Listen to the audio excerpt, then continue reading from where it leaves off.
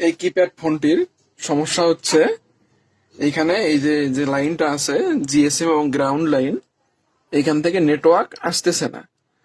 মানে গ্রাউন্ডে লাইন আছে কিন্তু জিএসএম এ আসতেছে না। তো এই সমস্যা প্রধান কারণ হচ্ছে এখানে যে কয়েকটা রেজিস্টর আছে, রেজিস্টরের একটা রেজিস্টর নষ্ট হয়ে গেছে, এই জন্য এইদিকে নেটওয়ার্ক সাপ্লাই করতেছে না। বা এইরকম সমস্যা হলে ইমার্জেন্সি ইমার্জেন্সি দেখাবে বা নেট পাবে পাবে না। তো দেখুন এইখানে মিটারের কাটা দেখুন,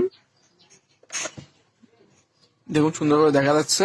আমি একটা বডিতে রাখলাম আর একটা দেখলাম, দেখুন কোনো মান দেখা যাচ্ছে না। গ্রাউন্ডে রাখলাম, মান আসতেছে, দেখুন আরেকবার দেখুন। এ পাশে রাখলাম, নেই।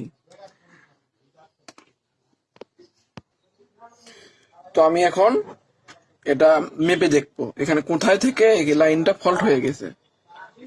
তো আমি বাজার মোডে রাখছি, দেখুন শব্দ করতেছে। এই দেখুন আমি এখন এখানে ধরলাম, দেখুন এখান পর্যন্ত বাজতেছে, বাজতেছে, এখানে বাজতেছে। এবং এই যে পাঁচটা এখানে যেটা আছে দেখুন রাখলাম, বাজে না। আমি যদি ঘুরিয়ে দেই এখন দেখুন বাজতেছে। তার মানে দেখুন এইখানে যে রেজিস্টারটা আছে, তো আমি এই যে